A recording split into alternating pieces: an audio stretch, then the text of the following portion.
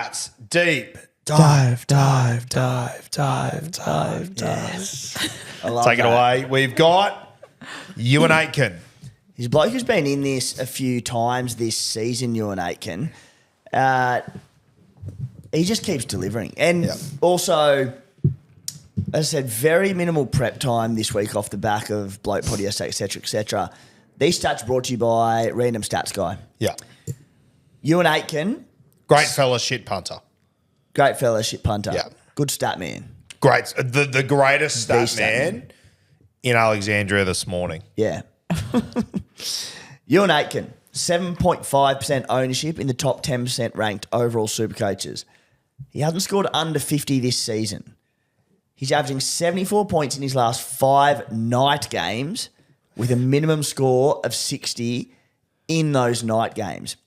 Got a bit of Batman about him. He does. And he's basing 55 this season. His last 2 games, he's based 61 in 88 minutes. That was extra time against the Raiders. And 68 in base the game before. He's dual position. He doesn't have he's got one more bye left this season, which is round 18, which is a full round, so easily coverable. Mate, what more do people have to do before they take him seriously? Holy. Yeah, I Last know. few scores, 84, 60, 83, 63, 74, 89. 1 try in that. Yeah. Fuck a duck. Huge Having a stats, season, Euan. Yeah. I think what's put me off in the past has been another one who can find just a short-term injury. Been a bit better in recent years, but can get these little soft tissue ones. But he's just stringing games together, playing great footy. Yeah, I agree with you like back in the day, but it does feel like a while since stuff. So Yeah. I don't reckon that'd be holding me back. Such a good buy. What has he got to buy round 18? So he's playing 16 and 19. I know. Shit. Yeah. Okay. And I think his job security is pretty good. I think Kenny Bromwich. Well, that was the other thing that's probably kept us off in earlier on this season because it's like there was Lemuelu, there was Kenny Bromwich, they had a toss and turn a few different options, but he's all but locked that spot in. Well, mate, I remember at the start of the draft season, friend of the show, Stevie Hebner, drafted him, and I remember before the preseason going, fuck, he's not going to be in the 17. There's every chance he misses this, thinking, fuck, that's a bedshit of a pickup, but mate, he is absolutely flying. Those numbers are incredible. Yeah. That is unreal. Absolutely love to see it. Mate, our next guy, thirsty or what? Yeah. Always thirsty. Scotty Drinkwater. Scotty Drinkwater. Jinx. Yeah. Is the Jinx at risk of dying out in the next generation, do we think? I personally think it is. I think it's in all sorts of trouble. I think it's in serious curry. But anyway. Yeah, I don't think anyone under the age of 30 says Jinx anymore.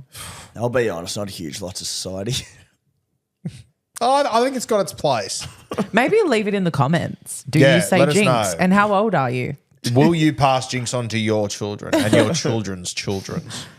Rando, going hard on the night games. But, so one of the more sold plays this week, it did surprise me when I first saw it, but as I'm sort of gradually doing my research for round 15, I do get it because Drinky misses, I think, 2 of his next 4 games, doesn't play any of the major buy-ins either, misses round 16 and 19, so I understand it. In the words of Rando, this week is a nightmare clash, a night game in Canberra. The highest score this year from a fullback in a night game in Canberra, so 6 games, sorry, so it must have been last year as well. In the last 6 games, 4 fullbacks have failed to crack 50 points. So there's that, but also I want to talk about Scotty Drinkbloke. Do you still own? Yeah, you captained him last week. Yeah, I do, yeah. So with that draw missing round 16 and 19, doesn't offer any buy coverage. He's got Penrith after round 16, it's round 17. It's on a Sunday, so Penrith may or may not rest players. I don't know. I want to hold him, but the appeal of a Tedesco or a Latrell Origin pending, you can see it. What are you thinking? This draw is rank. Yep. If he goes poorly against the Raiders, he then goes by Penrith, Manly, by Bulldogs. You got 2 of the 3 best defensive sides in the competition there. Keeping in mind the Cowboys are not overly good. Then they play the Sharks. Yeah, and they keep going on the run home. Goes Tigers, sweet. You get the Tigers, but Broncos, Raiders, by Melbourne Bulldogs.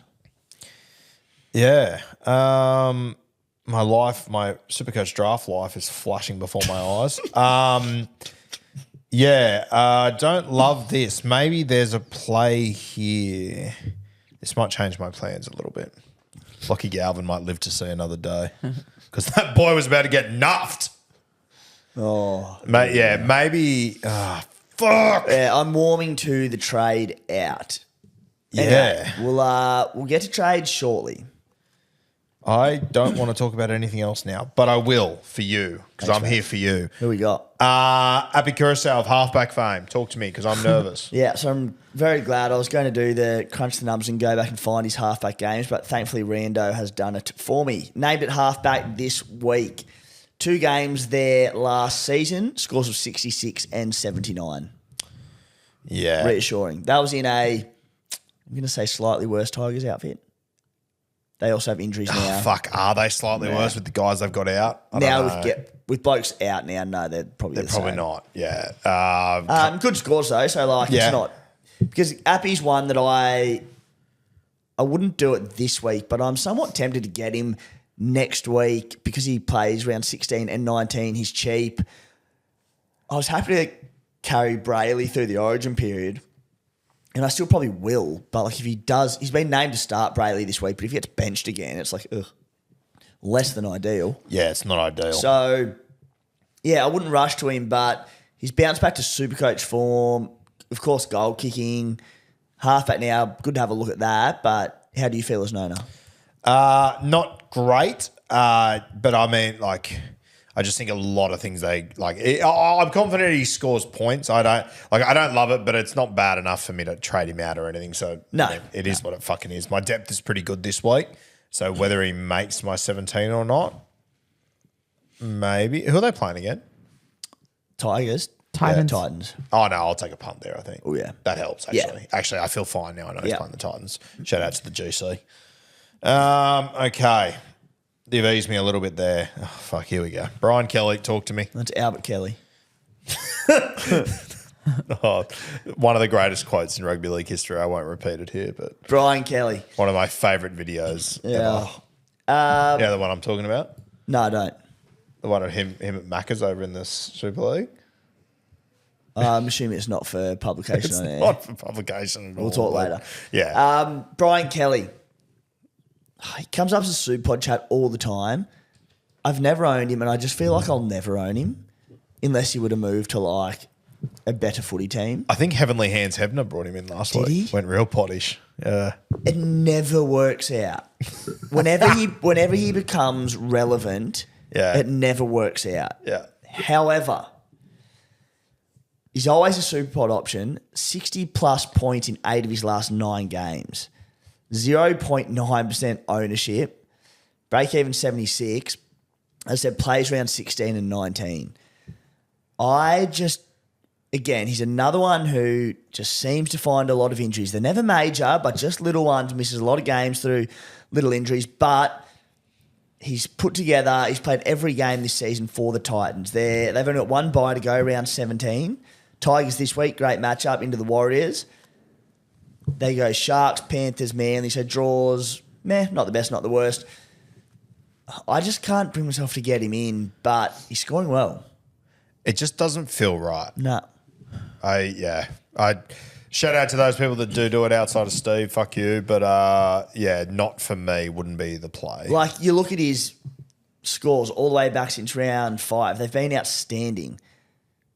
But now that he's become relevant with that draw, just how the Super Gods weave their magic, as people buy him now, it just won't work out. It never does. Never does. Yeah. But we'll see. Hope it does. He's basing 32 as well. The numbers are great. Yeah. So, yeah. All right. Talk to me about White at the Sydney Roosters, mate. He was a big talking point. Round 13 bye round. Still seems to be doing the damn thing. Yeah. I got a message last night from my good mate Maxie Bride, and he said White, Nafu White at the Roosters, named at lock to start again. No Brandon Smith this week. A bit of uncertainty around that one. Connor Watson back, of course, at hooker. But just a general chat about his numbers. 410K, break even of 10. Plays the second major bye round. In his first game starting, 73 points. in 67 minutes. Now, we don't expect him to play that many each week, but in that round 13, 53 points in 56 minutes. Those two games were 51 and 53 in base. Dual 2RF front row forward. The question is, how many minutes does he get moving forward, do we think? Yeah, in a full strength side, I've got no idea, especially if Brandon Smith comes back in next week, which you probably assume he will, right? You'd think so. The thing is, like where I think Terrell May continues to boom throughout the Origin period, Lindsay Collins, Angus Crichton, big minute Origin players, I just think Trent Robinson's already shown that with White and with Terrell May, he'll use these blokes bigger minutes during this period because they're not Origin impacted. And just get more out of them. So, like, it doesn't have to be a long-term play. It can be till sort of round 20-odd, earn you another 150K, potentially score well. I'm not going to do it, but the numbers are good. What is he, break even 10? Yeah, okay. I'm very confident round 16 against the Bulldogs. He plays big minutes. That'll probably be a tight game. I reckon he scores another 60, 70 there. Yeah. Have you got him, Kathmandu? You brought him, didn't you? White? Yeah, I've got him. Yeah, I think it's been a good little buy for you, especially when you brought him in round 12. That's been nice. Okay. Anyone else you want to touch on there, mate? No.